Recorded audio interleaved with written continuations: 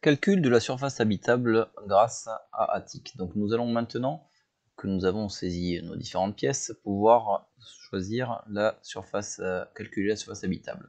Donc on va afficher les deux niveaux à la fois, ce sera plus pratique. Donc en cliquant ici par exemple, vous voyez, donc j'ai rez-de-chaussée, étage et la vue globale des plans chargés.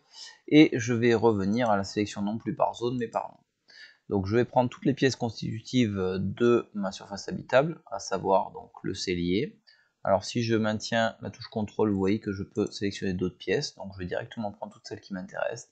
Cellier, chambre 1, chambre 2, chambre 3, cuisine, entrée, donc les trémies d'escalier, les hauteurs inférieures à 80, garage, on oublie, palier, rangement, salle de bain, séjour et WC pour terminer.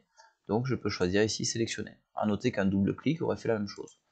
Voilà, donc j'ai 48 pièces sélectionnées qui constituent de la surface habitable. Donc je vais maintenant dans modifier, renseigner. Je vais dans la bible de mon affaire, on ne va pas aller dans la bible globale. Hein, et je vais, si vous ne voyez pas les articles, vous devriez être comme ça, voilà. Donc articles et ratios divers, article plus, je fais dérouler tout, et je retrouve ma surface habitable. La description, on s'en fiche un petit peu puisqu'on va pas faire un CCTP avec ça. Hein. Donc je la sélectionne, sur la sélection complète, et il me propose de calculer SPN.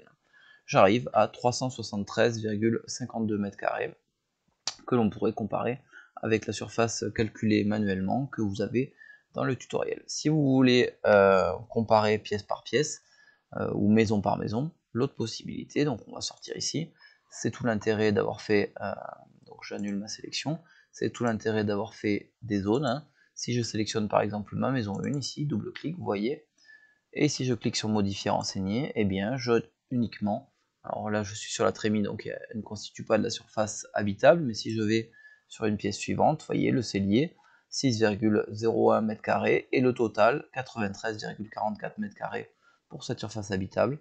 Si je compare, hein, je vais aller voir ici, vous voyez par rapport à ce qui vous est donné, eh bien on était à 93,53 m², 93,44, on est très proche. Et le 374,08, on est également très proche des surfaces indiquées au plan. Vous voyez, on a fait très rapidement ces surfaces-là.